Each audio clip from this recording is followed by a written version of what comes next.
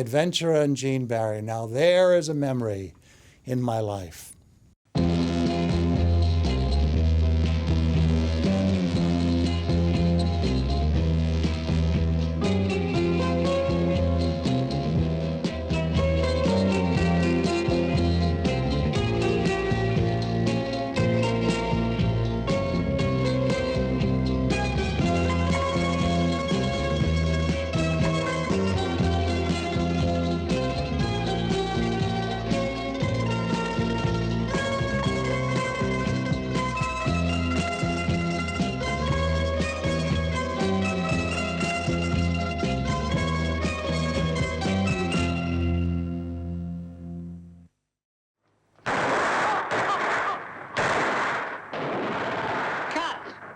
Great, Gene. Great.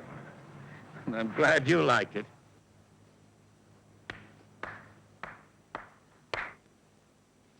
Yes, very good. Very exciting.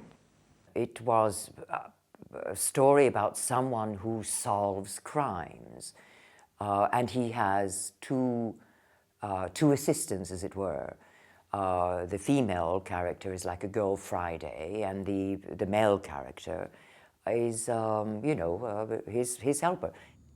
When I got the part in The Adventurer, which I have no recollection of the name of the character, it was to co-star, to be slightly second man to Gene Barry. I was thrilled because this was going to be my big chance in The Adventurer. I was so excited. I was going to have a chance, to work with him, to make a name for myself. We were going to France.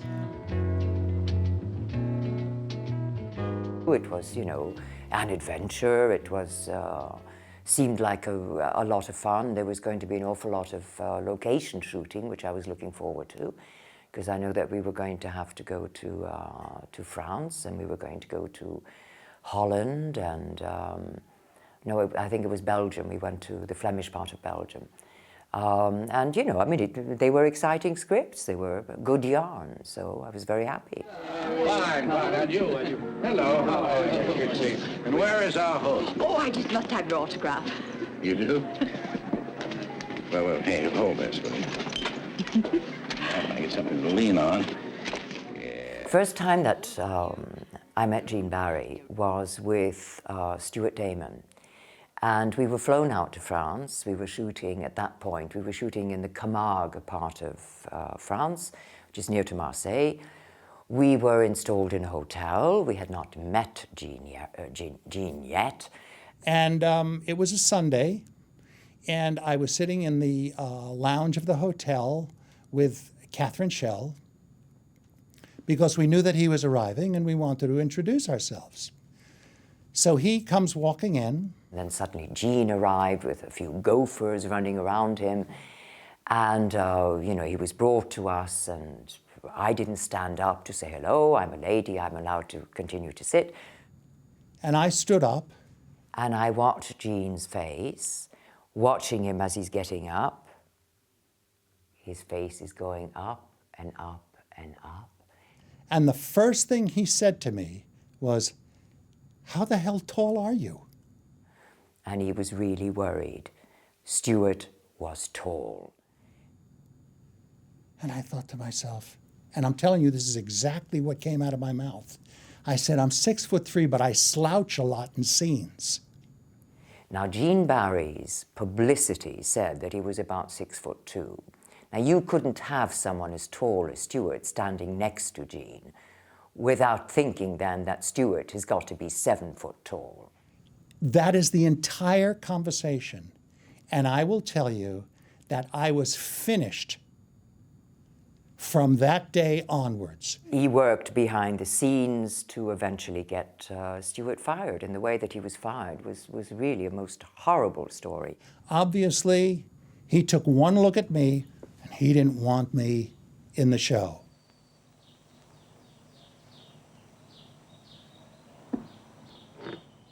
I was younger than he was, and I was taller than he was, and that was completely unacceptable. Anyway, in one of these episodes, Stuart was going to pretend to be a gendarme. I sat waiting for my call each day, and for weeks I had no call. I was there in France, waiting to be an actor, and there was nothing to do. And the night before that particular shot, actors were flown in from London. I mean, this was happening all the time. Other people were being flown in to play other parts. And we tended to be there to greet them and say hello to them and, you know, welcome them in the bar. And this particular actor, I can't remember his name, arrived and said, you know, while we were talking, Stuart said, what part are you here to play? And the actor mentioned this particular part, and he said, well, I'm supposed to be in a gendarme uniform tomorrow. And Stuart said, no, well, that can't be, because that's the part that I'm playing.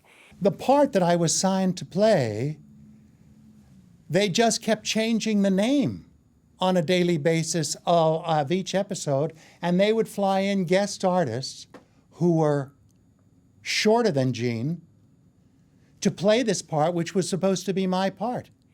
And he said, well, you know, that's all I know. You know, casting director told me that, my agent told me that, so I just got on a plane, and as far as I know, that's what I'm doing. And he said, no, there must be a mistake of some kind, because there is only one gendarme in this, and I'm the one who's playing him.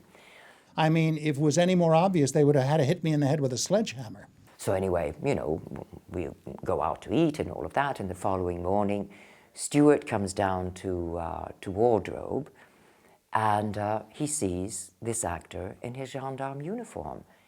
And that is when the wardrobe mistress told him, Stuart, you're off the show. And I died inside on a daily basis, because what I wanted so badly was taken away from me. Not for any other reason as the fact that I was taller than this guy, and that he'd obviously washed me out of the show. So I finally went to Monty Berman.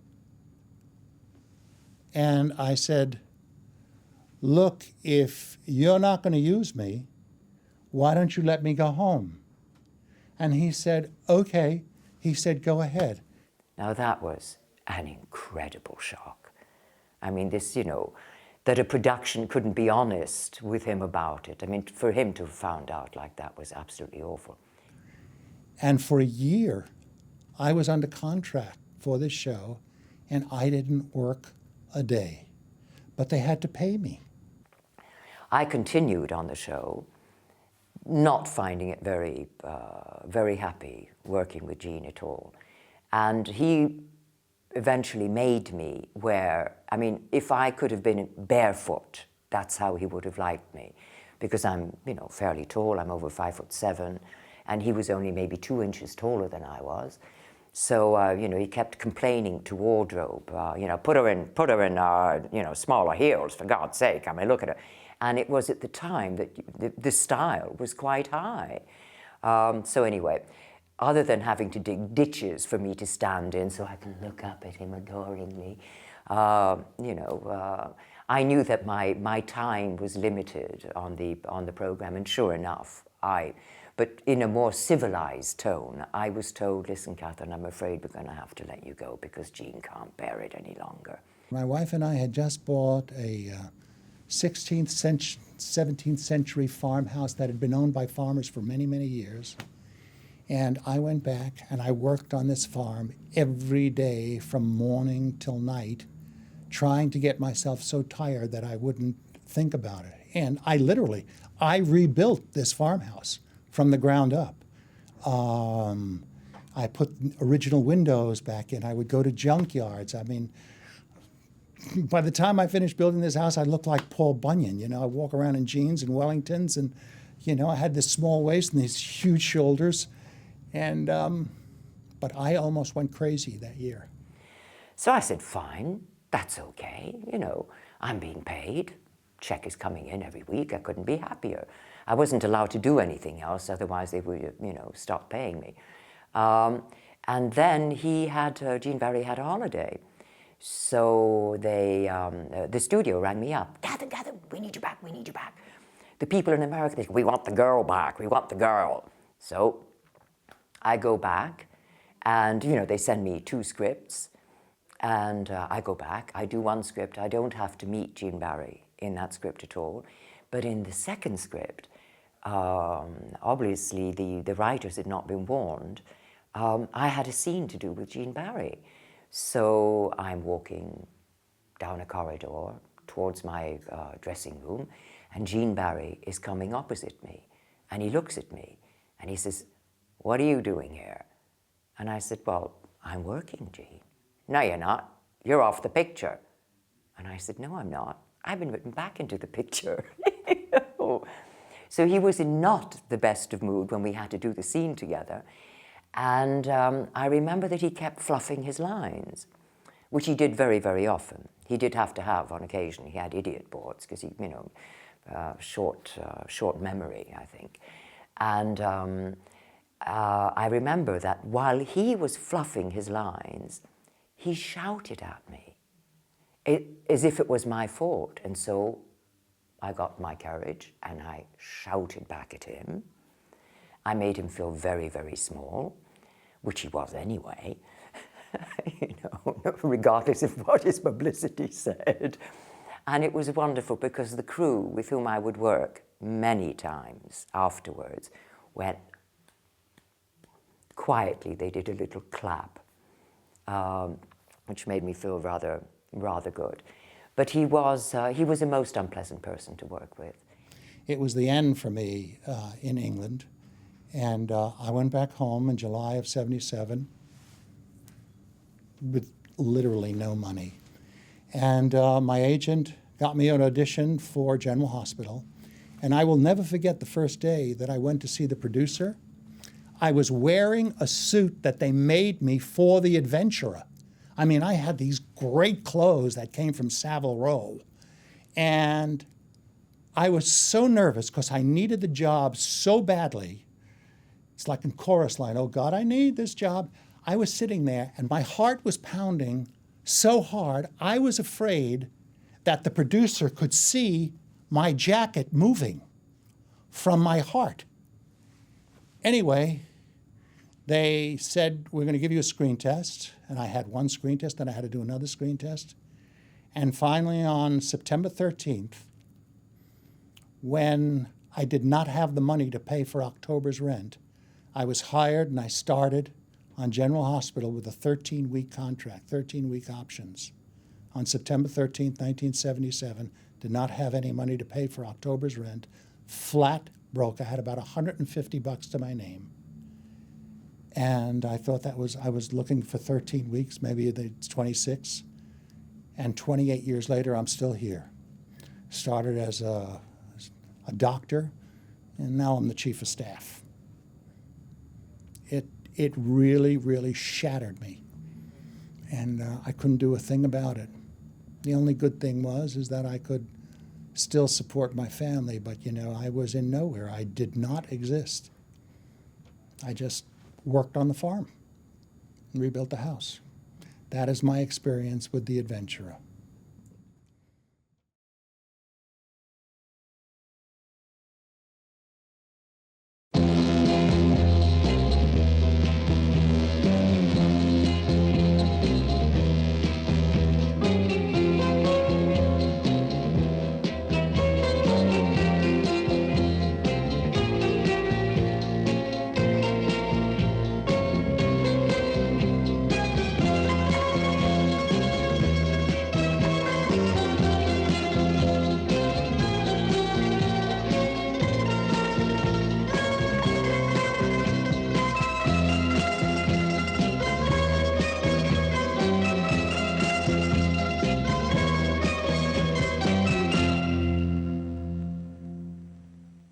A final message for Jean Barry? Yeah. I'm still here. It almost killed me, but it didn't. You only learn from those tough experiences, and I learned very, very well. And I'm still surviving, still working well, and they're still paying me a lot of money.